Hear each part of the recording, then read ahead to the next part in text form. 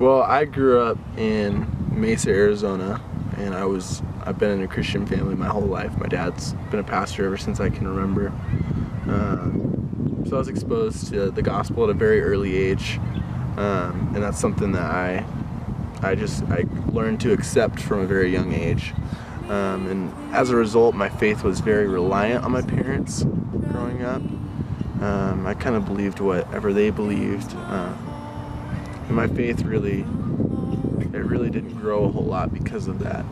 My faith really didn't start being tested, or I didn't really grow in my faith until I moved to Washington when I was about 12 years old.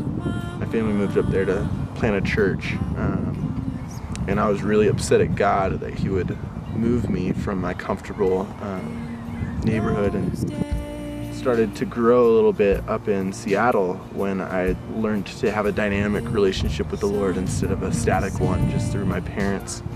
That's when I learned I could talk to Him. That's when I learned I could be mad at Him. That's when I learned that He was big enough to handle my fears and my doubts.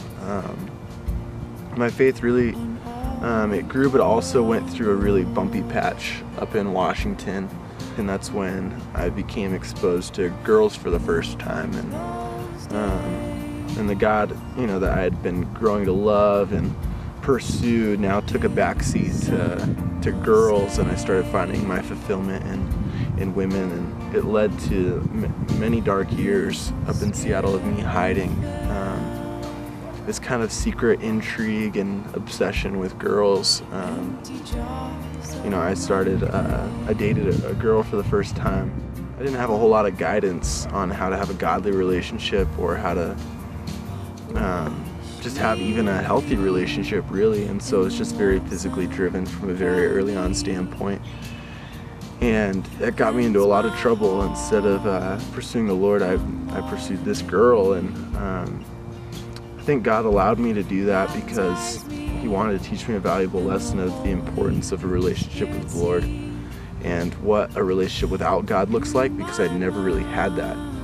And so God kind of let me go through a period of several years where I just, I'd go to church on Sunday because my dad was the pastor, and I knew all the right things to say, I knew all the right prayers to say, but my heart was not with the Lord for a long time. And it took me a while to realize what was happening, because I thought I was fine, and I thought I was living the quote-unquote normal Christian lifestyle, normal lifestyle for a guy of my age. And I was doing everything on that the guys on the baseball team said I should be doing, and at church I was doing everything that I thought that I was supposed to be doing in order to be a Christian.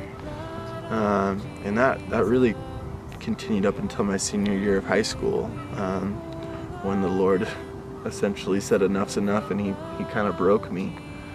And me and my girlfriend broke up, and it was one of the darkest periods I've ever been on, and a lot of my friends left me. And it wasn't until that point that I'd been forced to rely on the Lord. And through those hard times, through those hard weeks and months, I couldn't think of anything else but to come home and read my Bible. That's how I got through that hard time. And as I started to grow in this love for the Lord and a desire for His Word and to do what it said, that passion and excitement grew to the point where I wanted to share it with all my friends at school. And coming to CCU was both good and bad for me. It was good because I was finally in a community that was passionate about the Lord, and that would support me in my desire to follow the Lord. It was bad because for the first time in my whole life I had more freedom than I probably should have had.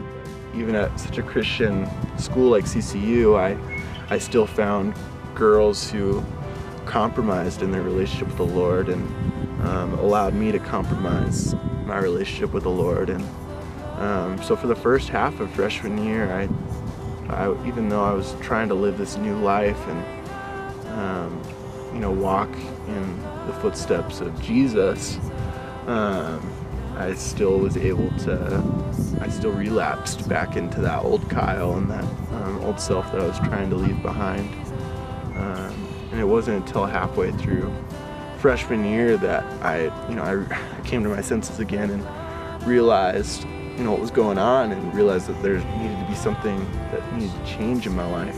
My journey with the Lord from there on has been rocky. There's been good times and hard times, and I think the important thing to remember as Christians is that the process of following the Lord is exactly what that is. It's a process, and you're never going to have it all figured out. There may be times where you're walking close with the Lord and you just feel like you couldn't be any closer with Him, and then the next week you feel like you're falling off the planet again, and that you can't even do a single thing right. And I think God created life to be a little bit like that, because it forces us to return to Him. I read the story of the Israelites and how they were on a very similar roller coaster to me, and how sometimes they couldn't be closer with the Lord.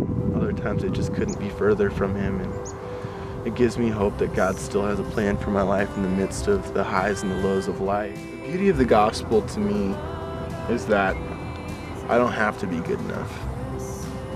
And that's something that the Lord's really been pressing on my heart recently, is that I can never be good enough, and that Paul writes that all of his good works are like filthy rags. And that's a very powerful image to me, just because so often I feel like I need to be good enough, I need to do the right things in order to be in right standing with God. And the beauty of the gospel is that Christ died for me while I was still His enemy.